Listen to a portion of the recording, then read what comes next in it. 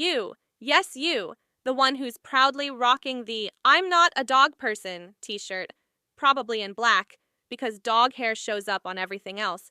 Close every other tab right now. Put your phone on Do Not Disturb, and let me ruin your entire identity in one single, dangerously long, ridiculously fluffy paragraph, because I'm about to take you on the most devastating 7-day emotional roller coaster of your life.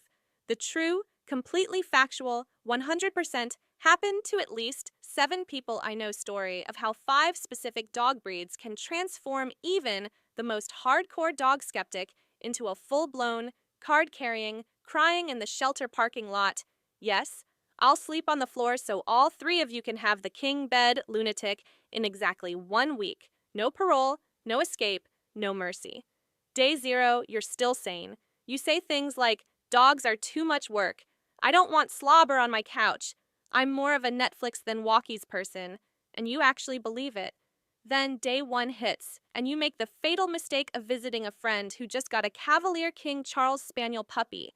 This tiny silk-eared jewel box of a creature waddles over on legs that haven't quite figured out physics yet, looks up at you with the biggest, wettest, most heartbreakingly soulful Disney eyes ever engineered, gently places one velvet paw on your shoe, sighs the tiniest, most tragic sigh in recorded history, as if it's been waiting for you, its entire 8 weeks of life, and then, without warning, climbs into your lap, curls into a cinnamon roll shape, rests its little head directly over your heartbeat, and falls asleep, snoring like a Victorian child who just wants to be loved, and suddenly you're on the floor cradling it like it's made of glass while whispering, "Who hurt you, sweet angel? I'll fight them," to a dog you met 4 minutes ago, and your friend is filming the whole betrayal while narrating, "He said he didn't like dogs," in real time. And by bedtime, you've already bookmarked 15 Cavalier breeders and renamed your future firstborn child Sir Charles III in your notes app. Day 2, you're still pretending you're in control, but then someone brings a Beagle puppy to the park, and this walking sock with ears spots you from 50 yards away, floppy ears dragging on the ground like sad airplane banners, trips over its own paws, face plants dramatically, looks up with those giant melted chocolate eyes, and unleashes the most pathetic, musical, soul-shattering aroooroooo you've ever heard, like a broken jazz trumpet that learned how to beg for love. And before you can stop yourself, you're on your knees making the same sound, back at it while it climbs into your hoodie pocket and starts singing directly into your collarbone. And 30 minutes later, you're carrying it around like a living hot water bottle while it serenades every passerby, and your camera roll is suddenly 400 identical. Photos of floppy ears and one very proud new uncle who has already named the puppy Beagle in his head and is Googling how to soundproof an apartment for Beagle opera.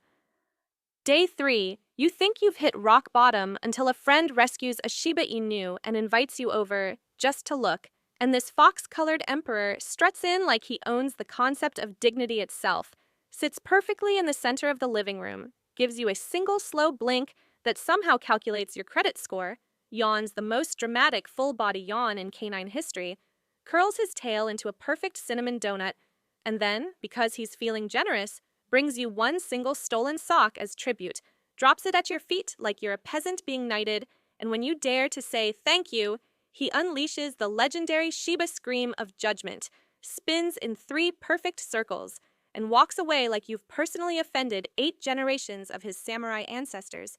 And suddenly you're spending the next 6 hours doing interpretive dances with treats, trying to win back royal favor, until finally, he climbs into your lap, sighs like you've both been married since 1972, and falls asleep with one paw possessively on your wrist. And congratulations, you now have 0 self-respect and a new phone background of His Majesty accepting tribute.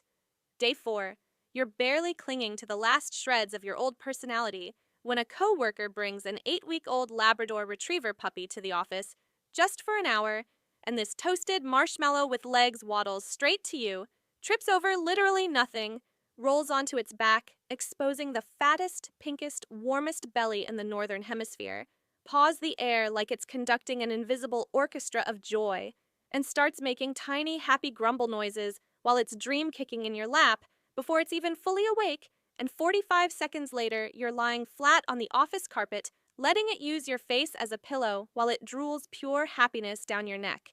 And the entire team starts a group chat titled R.I.P. Your Name, 1995-2025, Death by Puppy, while you're busy calculating how many kidneys you need to sell to buy an entire litter. Day 5 is when the final boss appears. Someone at the pet store says, "Watch this," and tosses a treat in the air for a Bichon Frise, and this walking cotton ball launches itself into a triple spin mid-air twist like an Olympic gymnast made of meringue, catches the treat, lands with perfect fluff distribution, then proceeds to bounce around the room like a popcorn kernel in a microwave while making the happiest squeaky toy noises known to science, spots you, does an immediate second jump straight into your arms, licks your chin like you personally invented vanilla ice cream, and within 10 minutes you're teaching it to ride in your hoodie pouch while calling it Marshmallow Missile and booking monthly grooming appointments that cost more than your rent because my child deserves to look like a freshly baked cloud 24/7. And when your friends try to stage an intervention, you bring the Bichon and everyone is converted in 4.2 seconds flat, and the intervention turns into a group cuddle pile on the floor. Day 6, you wake up surrounded by printed adoption forms. Your search history is exclusively, how many dogs can legally fit in a one-bedroom apartment? Do dogs need their own 401k? And can I change my legal name to DogDad69? And you no longer recognize yourself because you are now 97% dog hair by volume and 100% emotionally compromised. Day 7, you walk into the shelter just to visit and walk out with 3 leashes, one sighing Cavalier riding shotgun like a prince, one Beagle singing the entire soundtrack to Les Miserables at top volume, and one Bichon doing victory laps around the back seat while sprinkling joy confetti everywhere, and you smile like a complete idiot the whole drive home knowing your old life is over and your new, infinitely better, significantly hairier life has just begun. And that, my formerly rational friend, is exactly how 5 demonically cute breeds, Cavalier King Charles Spaniel with the watery eyes, Beagle with the opera voice, Shiba Inu with the royal judgment, Labrador Puppy with the weaponized belly, and Bichon Frise with the airborne cotton assault, can hijack an entire human soul in 7 days flat, turning "I hate dogs" into "take my money, take my weekends, take my clean clothes, just give me more paws," faster than you can say, "Who's a good baby? Yes, you are." If you still think you're immune, close this tab right now, delete the internet, move to a cabin with no Wi-Fi, because your future dogs already know your address and they're practicing their manipulation faces in the mirror as we speak. Which one will destroy you first? Tell me in the comments so I can tag you when you inevitably show up next month with a car full of puppies and 0 regrets. Welcome to the club. We have treats and fur. So much fur. Forever.